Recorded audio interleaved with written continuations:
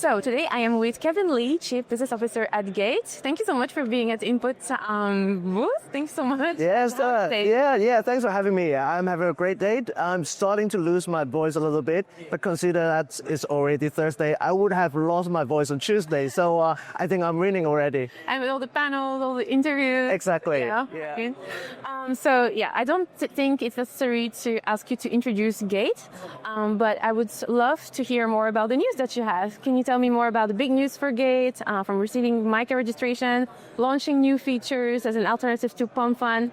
Can you share what these milestones mean for your global strategy? Sure. I think our marketing team did a great job just phrasing our news announcements this week. On Monday, we actually launched our Perp DEX.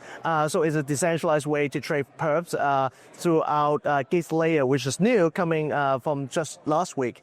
So on Tuesday, we also launched token launching platforms. Without any technical knowledge, you will be able to launch new tokens within a minute. It's called Gates Fund. And obviously, as you mentioned, it's we get the inspiration of the name from someone else. But everyone's is easy to remember. Yeah.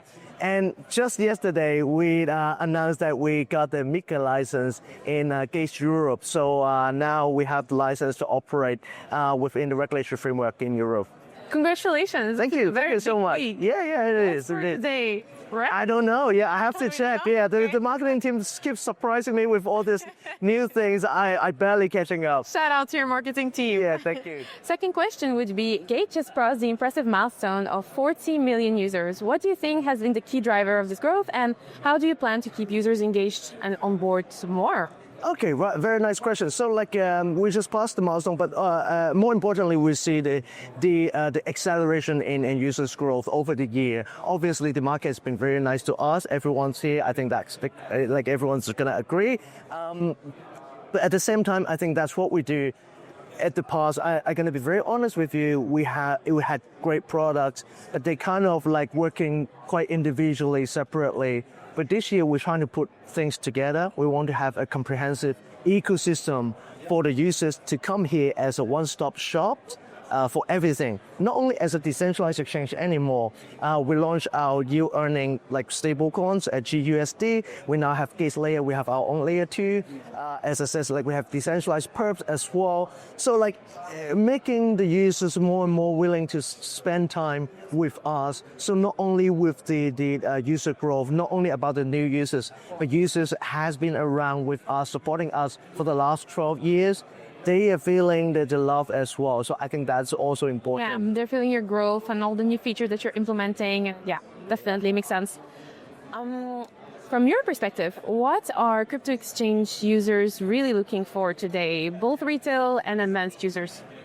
That's again another very good questions, because as we mentioned, we have on one hand we have decentralized perps platform right now. We have a way for people to launch new tokens. These are the products we have the retail users in mind. They will be able to trade the latest tokens, whatever it is, meme coins or other kinds of coins with 100 times leverage, 125 times leverage. It's not my cup of tea, but there's a demand of it. I think that the market in cryptos grows so big, there's a spectrum of different demands already when we have to cater for everyone. And on the other hand, we are getting all the license that we require us to operate in more an institutional level. So at the beginning of the year, we acquired a license platforms in Japan.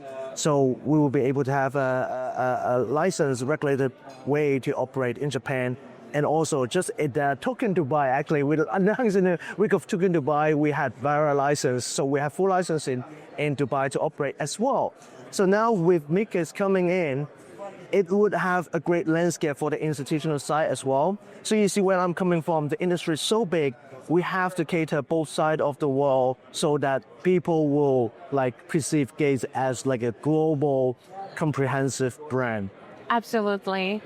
And last but not least, institutional adoption has been a hot topic in crypto. Everybody said now the institutions are here after saying, I was going to say winter is coming, but institutions are coming for quite some time. How is Gate approaching institutions, and what role do you see them playing in shaping the future of exchanges? You touched on that previously talking about the licenses, but perhaps you can. Sure, yeah. And winter is coming is such a good cash phase. It's so memorable. Institution. We've been talking about institution for a long time. I'm coming from a traditional finance background. I've been in banks for like 16 years before I moved to crypto 5 years ago. Don't do the math. I'm old. But I believe that's the majority of people. Like we're still so early right now. Majority of the people still don't fully understand the industry right now. But I think in a way, institutions are the one that will be able to get the idea quicker than a lot of other people.